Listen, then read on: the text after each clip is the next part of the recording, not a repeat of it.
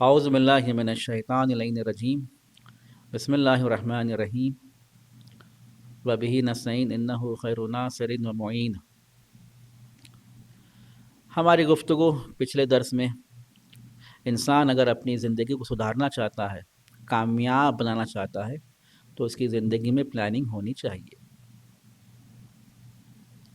Planning کس طرح سے ہو، پلاننگ کے مراحل کیا ہیں، پلاننگ کے اسٹیجز کیا ہیں، آپ کے سامنے آج وہ بیان کریں گے۔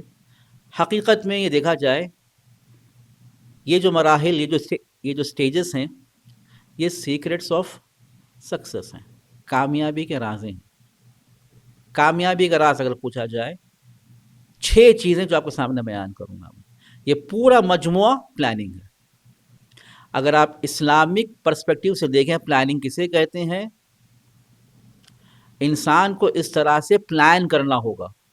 اگر اس طرح سے پلان کرے گا تو یہ مکمل پلاننگ شمار کی جائے گی، اور یقیناً جب یہ 6 فیزوں میں کرے گا کبھی وہ شکست نہیں کھائے گا۔ پہلی چیز اگر وہ کامیاب ہونا چاہ رہا ہے، سب سے پہلے ارادہ کرنا ہوگا، سب سے پہلے ڈیسائیڈ کرنا ہوگا۔ جب تک خود انسان ارادہ نہ کرے کوئی چیز کام نہیں ہو سکتی۔ انسان خود ارادہ کرنا ہے، خود اسے تصمیم لینا ہے، خود اسے ڈیسائیڈ کرنا ہے۔ ڈیسیشن اور ول انسان کی طرف ہو۔ بغیر ارادے کے کوئی انسان عمل کو انجام نہیں دے سکتا۔ اور آپ نے دیکھا ہوگا، یہی ارادہ، یہی نیت ہے۔ انسان پہلے خود نیت کرے، ارادہ کرے، چاہے۔ نماز بھی ہو تو انسان کو پہلے نیت کرنی پڑتی ہے، بغیر نیت کے نماز نہیں ہوتی ہے۔ توجہ کی اس میں، جب انسان ارادہ کرے گا، نیت کرے گا، قصد کرے گا، تو اپنے جو چیز کا وہ چاہتا ہے، اسے انتخاب کرتا ہے، اسے عملی جامہ پہنا سکتا ہے، اسے امپلیمنٹ اور اپلائی کر سکتا ہے۔ جب نیت ہی نہ کرے، جب ارادہ ہی نہ کرے، وہ چیز منظر ظہور پر نہیں آ سکتی، امپلیمنٹ نہیں ہو سکتی۔ پہلی چیز خود ارادہ ہے۔ توجہ کی اس میں یہاں پہ، اور اسی ارادے کے حوالے سے بیان کریں گے، جتنا انسان کا ارادہ مضبوط ہوگا اتنا ہی اس کے گول تک پہنچنا آسان ہوتا ہے۔ مشکل یہاں پر ہے کہ ہمارا کبھی ارادہ ضعیف ہوتا ہے، ویک ہوتا ہے۔ اس کی وجہ کیا ہے؟ اس کے پیچھے سوچ نہیں ہے، تدبر نہیں ہے، تفکر نہیں ہے، معرفت نہیں ہے۔ اگر معرفت کے ساتھ ہو، تدبر کے ساتھ ہو، پھر وہ ارادہ مضبوط ہوتا ہے۔ جہاں پر معرفت اور تدبر نہ ہو، شناخت نہ ہو، تو ارادہ کمزور ہوتا ہے۔ جب کمزور ہوگا تو انسان یقیناً، دیکھیے اس میں یہاں پہ، وہ کام کو پائے تکمیل تک نہیں پہنچا سکتا۔ لیکن جب ارادہ مضبوط ہو تو انشاءاللہ امید ہے کہ وہ انسان اپنے گول تک آسانی سے اچیو کر سکتا ہے۔ اور توجہ کیجیے، آپ ارادے کے یہ بھی فائدے ہیں، جتنا ارادہ مضبوط ہوگا اتنا ہی انسان اپنے گول کے حصول میں، حاصل کرنے میں مقاومت کا مظاہرہ کرے گا۔ توجہ کیجیے، کھڑا ہو جائے گا، کیونکہ ارادہ مضبوط ہے۔ پیشنس، صبر کا مظاہرہ کرے گا، مشکلات کو برداشت کرے گا۔ توجہ کیا آپ نے، کیونکہ ارادہ ہے، اب اسے ٹھان لیا ہے وہ۔ اور اگر مضبوط ارادہ ہو تو مقاومت بھی ہوگی، صبر کا مظاہرہ بھی ہوگا، مشکلات کو آسانی سے برداشت بھی کرے گا، اور اپنے مقصد تک وہ پہنچے گا۔ اور توجہ کیجئے، انسان کے جو رینکس ہیں، انسان کے جو رینکنگ اگر دیکھا جائے تو یہی ارادے پر ڈیپینڈ ہے.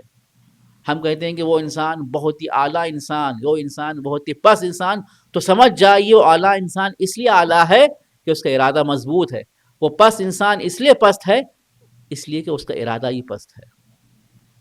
ارادے کے اعتبار سے انسانوں کی رینکنگ ہوتی ہے، انسانوں میں درجے بندی کی جاتی ہے. تو پہلی چیز کیا ہے ہمارے لیے؟ پہلی چیز انسان اس کا ارادہ کرنا ہے، اسے ڈیسائیڈ کرنا ہے اس کام کو انجام دینے کے لیے. توجہ کیا، اللہ کی راہ میں جانا چاہ رہا ہے، ارادہ کرے. اور دنیا میں نظام حسن کو تشکیل دینا چاہ رہا ہے، ارادہ کرے. عدالت برپا کرنا چاہ رہا ہے، ارادہ کرے. عدالت کے لیے بہترین علم کو حاصل کرنا چاہ رہا ہے، ارادہ کرے. عدالت کے لیے بہترین کام کو انجام دینا چاہ رہا ہے، ارادہ کرے. ارادہ بھی ہو تو معرفت کے ساتھ، ارادہ بھی ہو تو تفکر اور تدبر کے ساتھ. دوسری چیز، جب ارادہ ہو چکا، پہلا سٹیج آگے بڑھ چکا، اب دوسرا کیا ہے؟ مشارطہ، سیلف کنڈیشننگ ضروری ہے. اپنے آپ سے سیلف کنڈیشن کرنا چاہیے، اپنے آپ سے شرط کرنا چاہیے. شرط کیسی شرط کرنی چاہیے؟ توجہ کیجیے. کیسی شرط؟ اپنے آپ سے کیسی شرط؟ وہ کاموں کو انجام دینا چاہیے جو اس کے ڈیوائن گول اور ڈیوائن لائف کے مناسب ہے، ریلیونٹ ہے. جو گول سے مناسب ہے وہ کاموں کو انجام دینا چاہیے. اور ان تمام چیزوں کو چھوڑنا ہوگا جو اس کے مقصد کے منافی ہے، مقصد کے کانٹریری ہے. سب کو چھوڑنا ہوگا. یہ شرط کرنا ہے. اگر انٹرنس میں کریک کرنا ہے تو فلاں کتاب کا مطالعہ کرنا ہوگا، اتنا ٹائم دینا ہوگا، فلاں ٹیچر کے پاس جانا ہوگا، اتنی پریکٹس کرنا ہوگا. یہ سب کام کرنا ہے جو اس کے مقصد سے ریلیونٹ ہے. وہ انٹرنس میں کریک کرنا یہی وجہ سے ہے.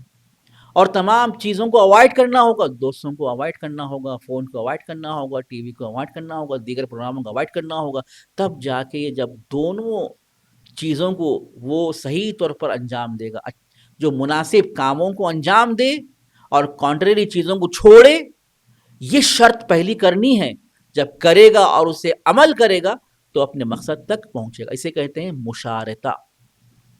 مشارطہ، سیلف کنڈیشننگ. توجہ کیا آپ نے؟ اسی مطلب کی طرف ہمارے امام سجاد علیہ السلام اپنی دعاؤں میں ذکر کر رہے ہیں اور اللہ سے دعا مانگ رہے ہیں. اے میرے پروردگار، میں تیرے ساتھ شرط کیا ہوں. میں تیرے ساتھ شرط کیا ہوں. کیا شرط کیا ہوں؟ کہ میں وہ کاموں کی طرف نہیں جاؤں گا جو تجھے ناراض کرتے ہوں، تجھے پسند نہیں ہوں. توجہ، شرط ہے یہ شرط کرنا چاہیے انسان کو. جو اللہ کو پسند ہے وہ کاموں کو انجام دے، جو اللہ کو ناپسند ہے وہ کاموں کو چھوڑے. Self conditioning. ارادہ کافی نہیں ہے، ارادے کے بعد یہ مشارطہ بھی ضروری ہے. صرف ارادہ کر لیا ہاں میں کروں گا، مجھے اچھا بننا، اللہ کے راہ میں آگے بڑھنا ہے، آخرت کو آباد کر، لیکن سیلف کنڈیشننگ نہ ہو تو انسان اپنے اس مقصد تک نہیں پہنچ سکتا. امپورٹنٹ ٹپس آپ کے لیے اس مشارطے کے لیے، توجہ کیجیے، بے انتہا ضروری ہے. سب سے پہلے دیکھیے آپ اپنے مشارطے میں صادق ہونا چاہیے، سچے ہونا چاہیے. آپ یقیناً چاہتے ہیں کہ وہ کام کو انجام دے جو اللہ کو پسند ہے، وہ کام کو انجام دے جو آپ کے مقصد سے ریلیونٹ ہے، وہ کاموں کو ترک کرے جو مخالف ہے. اس میں آپ صادق ہونا چاہیے. آپ یہ کہتے ہیں کہ جس میں اللہ کی پسند ہو، نہ کہ آپ کے نفس کی پسند، اسے انجام دینا ہے. جو اللہ کو ناپسند ہے گرچہ آپ کے نفس کے لیے پسندیدہ ہو، اسے ترک کرنا ہے. اس میں انسان صادق ہونا چاہیے. اور دوسرا ہے کہ اللہ سے مدد مانگے. خدایا میں نے مشارطہ کیا ہے تیرے ساتھ اور میں چاہتا ہوں کہ اپنی شرط پر باقی رہوں، اللہ سے مدد مانگے. تیسری چیز، یہ ہمیشہ انسان کے ذہن میں ہونا چاہیے، آج میرے زندگی کا آخری دن ہے. اگر انسان سمجھتا ہے کہ میں 100 سال جیوں گا تو کبھی اپنے مشارطے پر کامیاب نہیں ہو سکتا. کبھی اپنے وعدے پر، کبھی اپنے عہد و پیمان پر وہ کامیاب نہیں ہو سکتا. یہ سمجھنا چاہیے کہ یہ میرا زندگی کا آخری دن ہے. اگر یہ تصور ہو تو کبھی انسان اپنے عہد و پیمان سے گریز نہیں کر سکتا. اور آگے فرماتے ہیں کہ علماء فرماتے ہیں کہ اپنے اس مشارطے کو کسی ایک پیپر میں لکھ لیں، کتابت کر دیں، اپنی ڈائری میں لکھ لیں کہ ہاں یہ میں اللہ کے ساتھ مشارطہ کیا ہوں، یا اپنے ساتھ مشارطہ کیا ہوں، سیلف کنڈیشننگ کیا ہوں. تو انسان جب لکھے گا تو اسے بھولے گا نہیں، اور ہمیشہ اسے دیکھتا جائے، ہمیشہ اسے یاد بھی کرتا جائے. تب اس طرح سے ہوگا تو انسان ہمیشہ کامیاب رہے گا.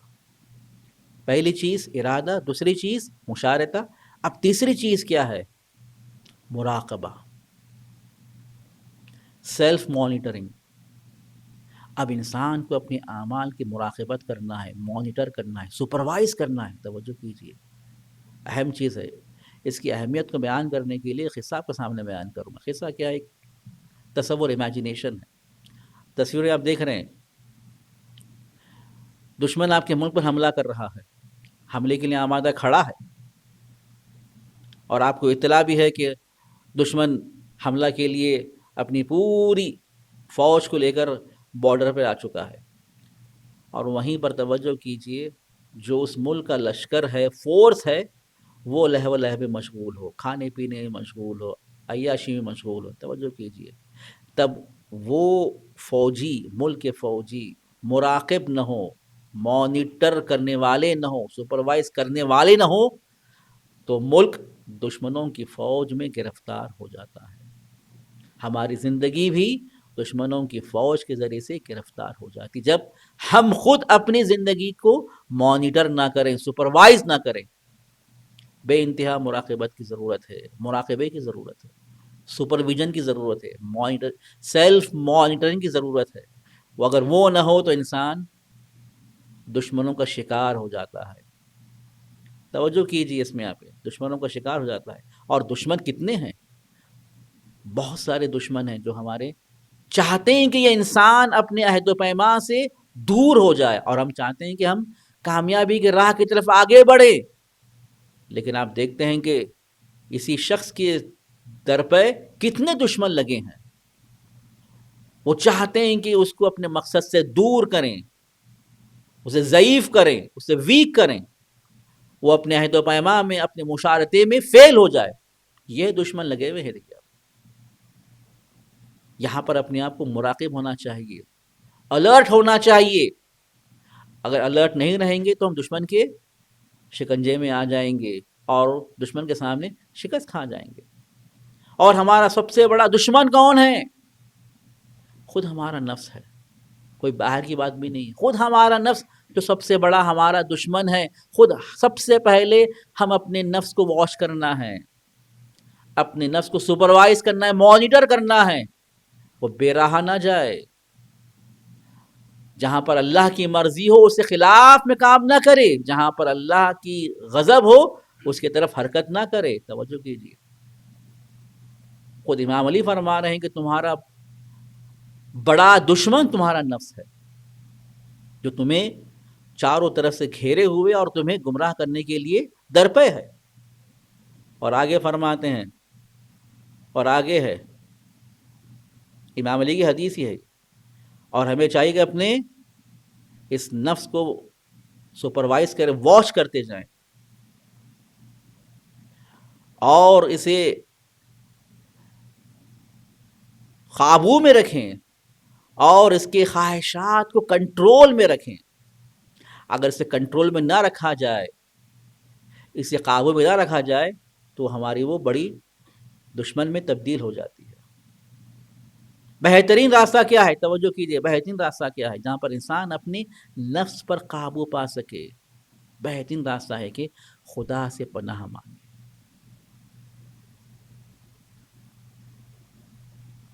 یہ تو اندر کا دشمن تھا. باہر کا دشمن جو شیطان بھی ہے، جو ہمیں گمراہ کرنے کے لیے کھڑا ہوا ہے، دونوں کے لیے، دونوں کے شر سے نجات یافتہ ہونے کے لیے، بچنے کے لیے اللہ سے پناہ مانگنا ہوگا. وہ اللہ جو قادر مطلق ہے، وہ اللہ جو ہمارا پروردگار ہے، ہمارا رب ہے، ہماری ہر ضرورت کو پورا کرتا ہے.